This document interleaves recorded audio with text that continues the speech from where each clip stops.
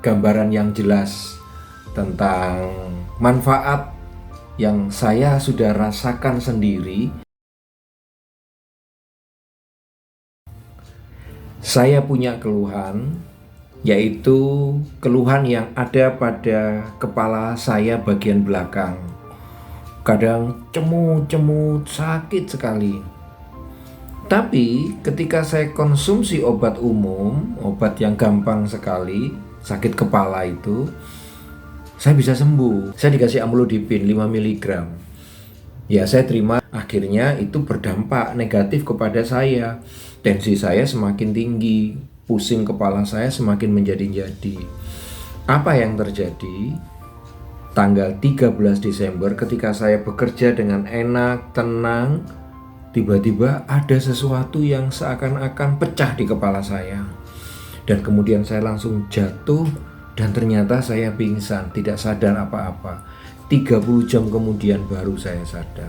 Ketika saya sudah sampai di rumah sakit swasta, dokter langsung operasi saya. Kepala saya ini dibor dan diberi sebuah alat yang namanya VP-Sun. Alat ini berfungsi untuk mengganti cara kerja konektivitas yang ada di otak saya yang seharusnya dipakai untuk membuang cairan, itu sudah tidak bisa berfungsi. Sehingga akhirnya dokter ngebor, kasih selang, dan sampai sekarang selang ini tertanam dalam tubuh saya untuk jangka waktu lama dan tidak akan diambil lagi.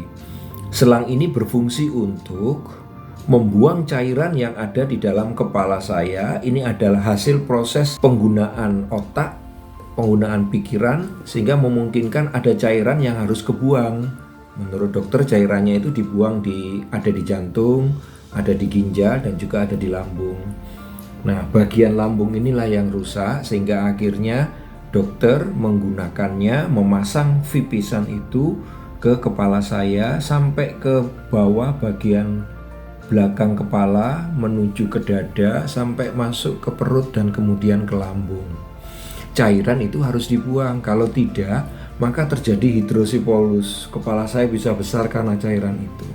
Dan ternyata menurut dokter, cairan yang sudah keluar dari hasil pecahnya itu tadi sebesar 31 ml, sehingga saraf-saraf rambut yang ada di kepala saya itu sudah lengket-lengket semua. Itulah yang terjadi pada operasi yang pertama.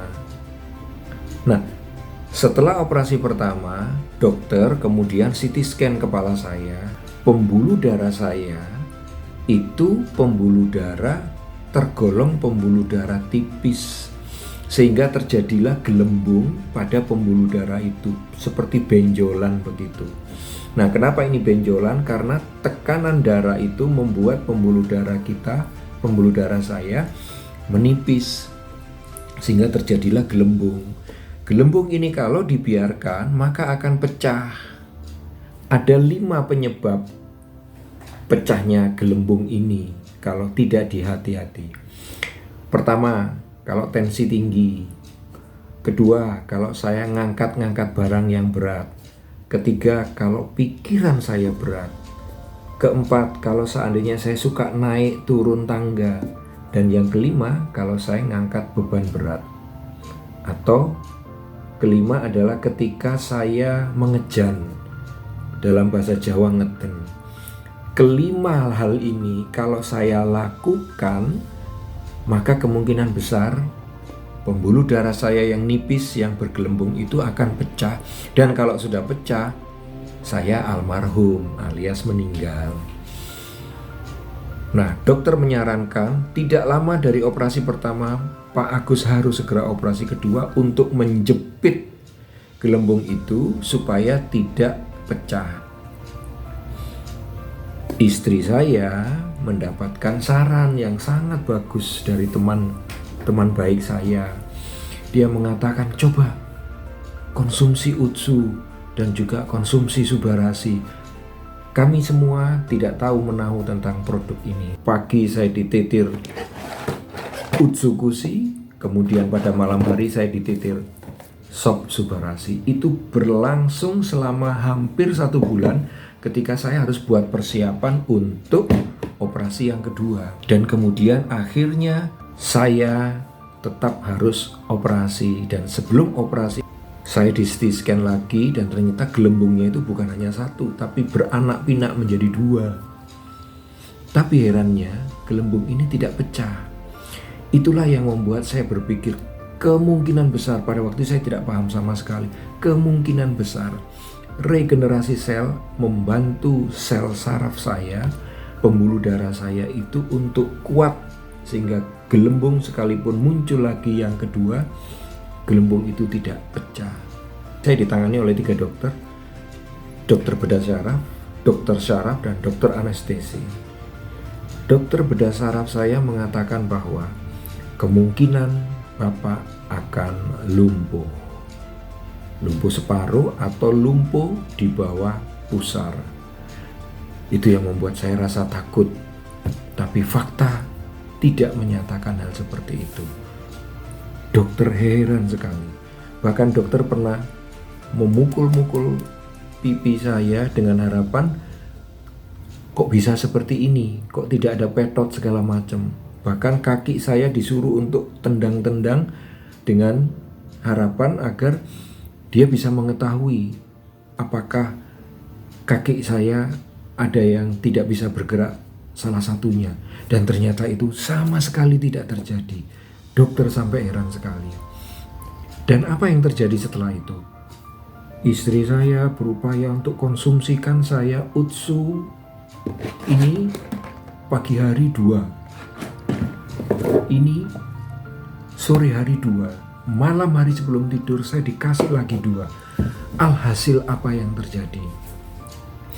Ternyata ketika operasi yang kedua itu terjadi, saya dipasang sebuah alat di atas kepala saya ini, yaitu jepitan, penjepit yang terbuat dari titanium, tidak berkarat, dan itu akan ada selamanya sampai saya meninggal. Dan itulah yang terjadi. Kemudian ketika jahitan saya dilepas, Ibu bisa melihat gambarnya. Jahitan saya itu nggak tahu sudah berapa jahitan itu.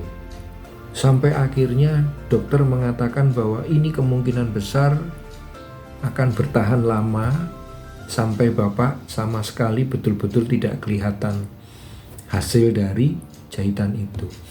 Tapi apa yang terjadi Bapak Ibu dan juga rekan-rekan sekalian, 2 minggu kemudian saya periksa dan dokter sampai heran, saya sama sekali tidak nampak bekas setelah saya dijahit di edel-edel tengkorak saya. Sampai dokter bertanya, kok bisa seperti itu? Saya tidak bisa memberikan jawaban itu kepada dokter karena saya takut nanti dokter marah, tersinggung. Dalam daftar MIMS, Bapak Ibu bisa cari, boleh digunakan oleh dokter sebagai resep atau tidak. Dan ternyata kedua produk ini sudah terdaftar di MIMS. Kalau saya tahu dari sebelumnya, saya sudah langsung cerita sama dokter itu. Trigliserid saya dan juga gula darah saya menurun drastis di bawah normal. Itu membuktikan bahwa produk ini bukan sekedar membantu regenerasi sel pada otak, tapi dia juga bisa membantu kadar gula dalam darah distabilkan, lemak dalam darah juga distabilkan.